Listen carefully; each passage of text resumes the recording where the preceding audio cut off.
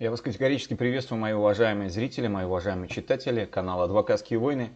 Я обязан перед вами извиниться в связи с тем, что мое выпадение из эфира было вызвано просто киберзависимостью, я бы это так сказал. Дело в том, что old school, и я пропал. Сейчас объясню, в чем дело. Вот такая вот замечательная... А что, она не воспроизводит?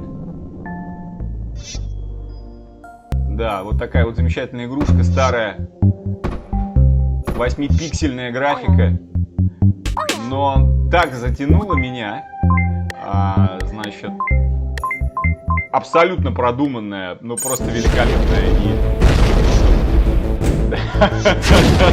просто не мог, просто-напросто не мог отказать себе в удовольствии порубиться в эту потрясающую игрушку. А рассказать есть о чем. Дело в том, что вызвала большое бурление ненависти публикация в адвокатской газете, в адвокатской улице, есть такое независимое адвокатское СМИ, публикация молодого юриста Константина Баранова. Я об этом хотел рассказать. У меня есть новости, связанные с делом мертвых пчел. У меня есть новости, связанные с моей непосредственной практикой, с хищением у меня танка, точнее денег, которые я потратил на покупку танка. В отделе К меня сегодня опросили, я дал объяснение. Очень интересное впечатление у меня вот, по данному делу возникли.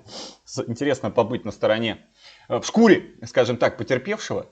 Вот. Ну и всякие разнообразные вещи я обещаю обязательно в течение недели рассказать своим читателям, подписчикам. Ну и, конечно же, дать комментарии на публикации в местной телеграм-сетке. Коллеги отметили мой комментарий процесса Алексея Меркушкина. Как я уже говорил, это знаковое для нашей республики уголовное дело. И все по-разному относятся к моим комментариям. Это, кстати, хорошо, на самом деле. Нет ничего хуже, когда все единогласно.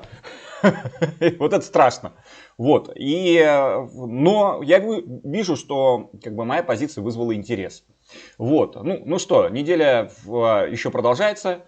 Хотя уже четверг, как говорят, это маленькая пятница. Но все равно не сдавайтесь, накатывайте на финиш.